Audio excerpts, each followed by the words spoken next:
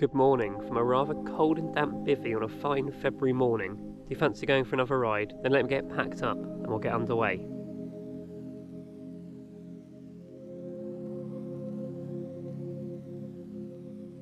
Now that I've woken up and warmed up a bit, you can see I'm down at the Forge Cycleworks in Ringwood for the start of this ride. Very handy if you need any spares or repairs before you start this route. But anyway, it is chilly today, it is start of February, a little bit icy, so I'm going to get cracking and tell you a bit more about the route as we roll in. So that's Ringwood High Street.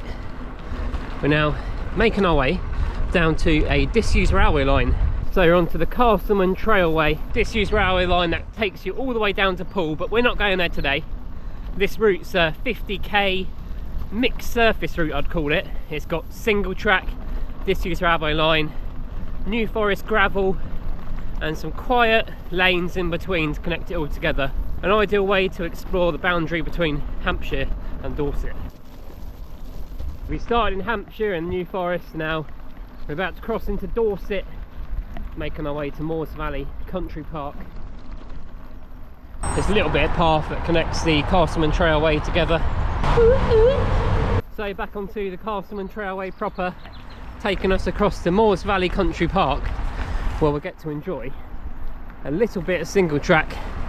Nothing too difficult, it's a blue route, but if you don't like it you can avoid it, and I'll tell you how to do that in a minute.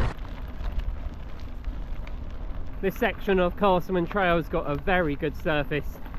It was redone a year or two ago and it runs very smooth. You see a lovely wide trail, the Castleman Trailway. Pretty much like this all the way to Poole. A few muddy, narrow stretches here and there. But we're not riding to Poole. Our stop is coming up, the station is on the right. We're ready to depart the Castleman Trailway and enter Moors Valley Country Park. There we go, turning right here into a small uphill, I think.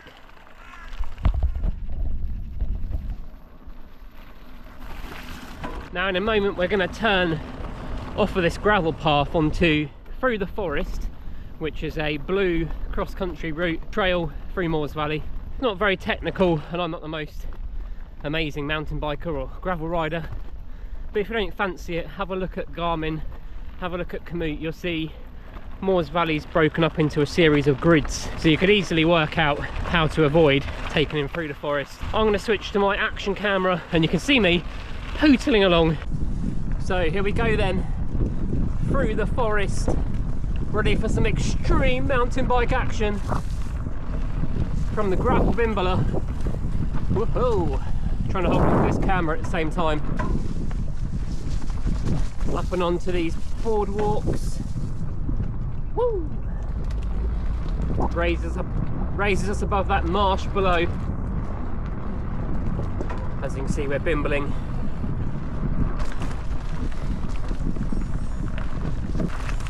That was the first little bit of rad action. Now we're back onto some gravel. These are the kind of paths that you can use to avoid that single track if you don't want to use it. Okay, just passing through Moors Valley Visitor Centre area where there's a cafe, toilets, so somewhere you can get water, everything you might need. It's quite a fun bit really. As you can see, it's not too technical and just some lovely big trees you get to ride around. But yeah, the surface is good, compacted gravel. Again, if you're good, you're skilled, you could probably go pretty fast around here. Just ride it at your own pace really, not too difficult. Weaving in and out of the trees. Nice bit of sunshine out after all those gloomy weeks and months. Finally starting to get lighter in the evenings as well now. Can't wait to be riding these trails in the sun when it's warm. Keeping me warm on this cold morning. It's about 0 degrees. Pretty chilly night. Damp and chilly night.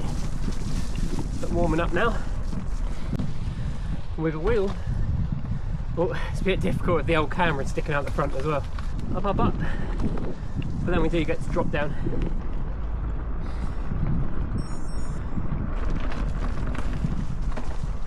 So that was the single track. We're now back on these wider gravel roads.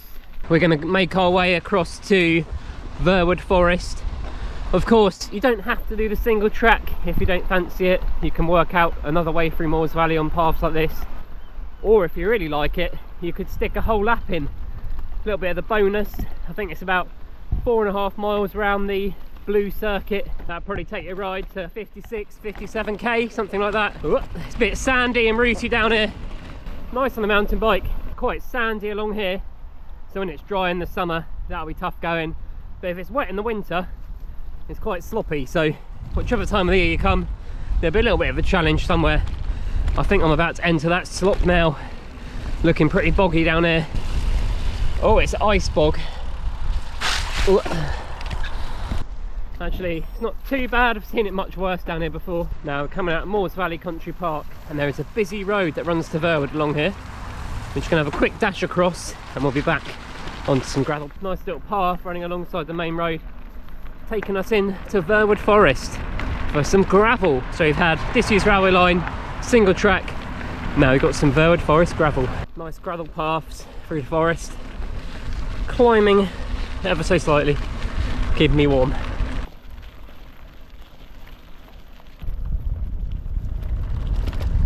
And in terms of bike setup, as you can see, I'm riding my hardtail mountain bike again today in bike packing mode with my big old bag on the back.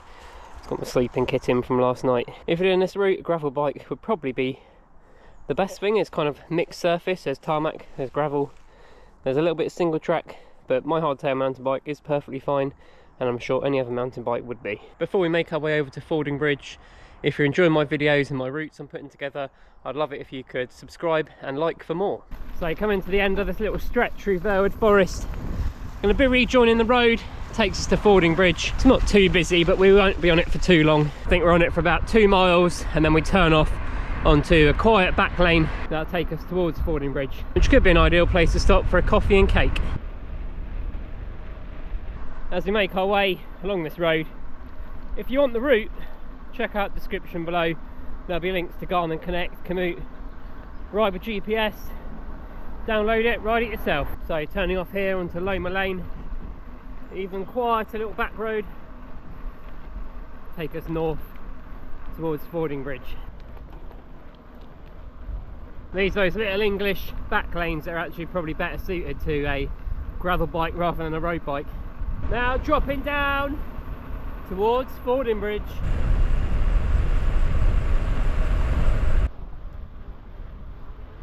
So here we are into Fording Bridge High Street. Lots of cafes, pubs and shops. Nice little place to stop for some refreshment before you make your way back to the New Forest. So that was Fording Bridge. Now making our way into the New Forest for some lovely stretches of gravel. As you know, New Forest has some of the best gravel in England, and these stretches that I'm going to take you on are some of the best. Heading towards Frogham, where we have a little climb, and that will take us to that gravel. We're now onto Frogham Hill. That'll take us up to Frogham, and then over and across the wonderful Frogham Fritham Ridgeway. And it is absolutely freezing. The roads are a little bit icy, but the sun is shining. Hopefully have some nice views on the ridgeway. Let's warm up on this hill. Nice and steep, but I'm not going to complain. It's helping me get warm on this very chilly morning. So we've done the Dorset gravel and single track, and we're now back across into the New Forest. And this section between Frogham and Fritham is probably one of the best. It's probably going to be a little bit crunchy today. As you can see, it's quite frosty and icy.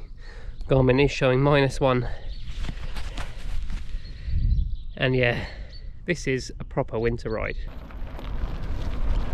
Oh, it's got a lovely crunch to it this morning where it's frozen. This is like prime gravel, pretty much like riding on tarmac. We've got this short, reasonably sharp climb, takes us on top of the ridgeway. Look at that. The sun is out, sun is shining. What a lovely start to the day.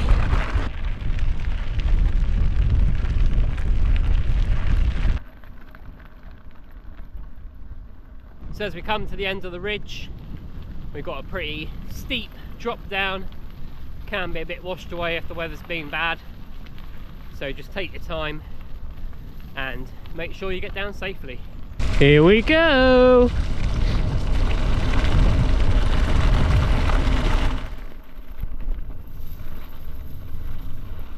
Very nice.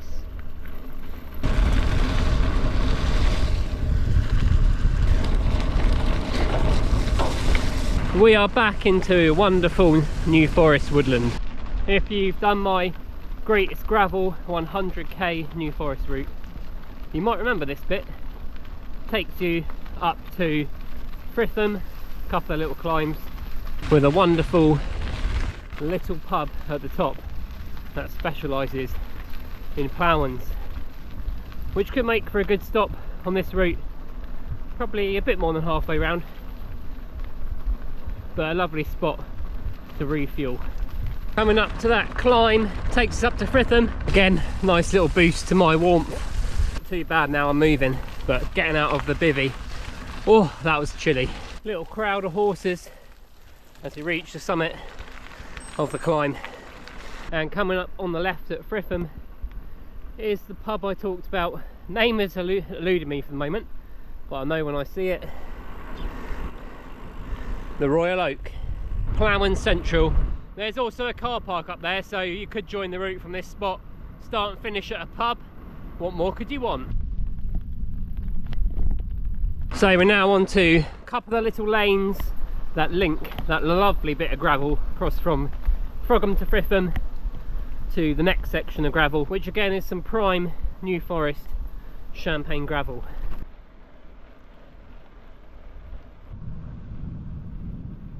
Onto the old runway of RAF Stony Cross, nice and flat.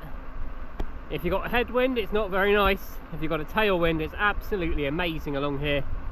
This is going to take us down to that next bit of gravel, and then we'll be pretty much on gravel all the way down to Ringwood.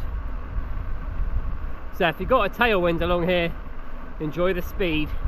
If you've got a headwind, it's not too long. Keep pushing, you'll get there. I'm going to turn off the runway back onto that gravel.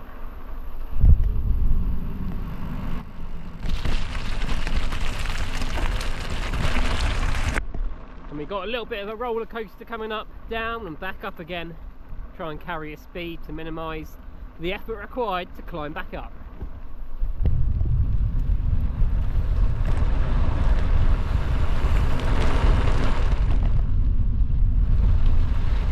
On him. And back down we go. Of course it wouldn't be gravel without some log stacks.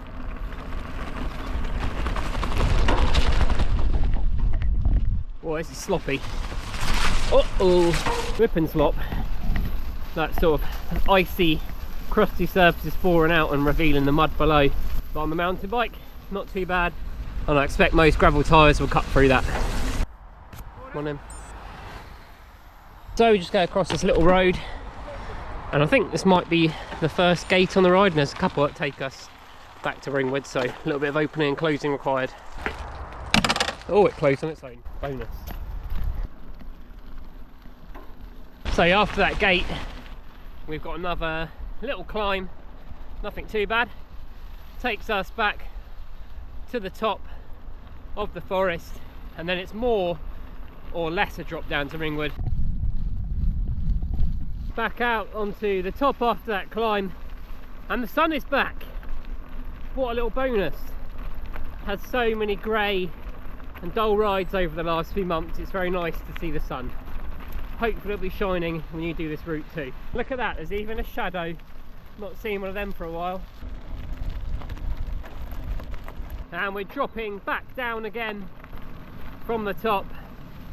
This can be a very fast section, but you know, take it easy, watch out for other people, watch out for the horses and the dogs, and enjoy yourself.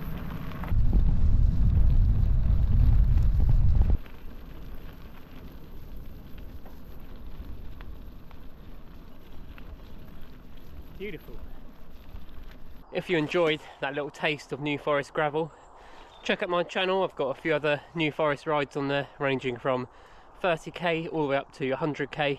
But before you check those out, we are now heading back towards Ringwood, coming to the end of this gravel section, and then back onto some nice little back roads.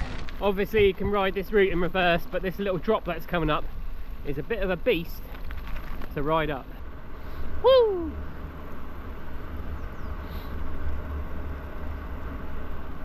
Little road climb up and out of Linford. Nothing that bad, and it's tarmac, so you'll be up and over it in no time. And then we drop down into Powner. What goes up must come down. Ice warning, probably appropriate for today. I think we're up to 0 degrees now. Very nice. Oh yeah, slush puppy. So just going up and over the A31. Just about to rejoin that disused railway line.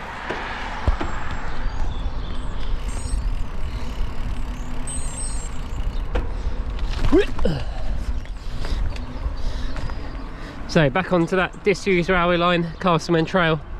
Got a little tunnel coming up. That one goes out to my friend Bradley, taking requests for whoops, tunnel whoops. Send me the nomination and I'll give them a tunnel shout out. Here we are then, back into Ringwood, probably the busiest bit of the whole ride. Not too far to go now. All those amenities and facilities available should you want some post-ride refreshment or a trip to the bike shop to pick up any vital bike supplies. It's a cheeky Domino's for your drive home.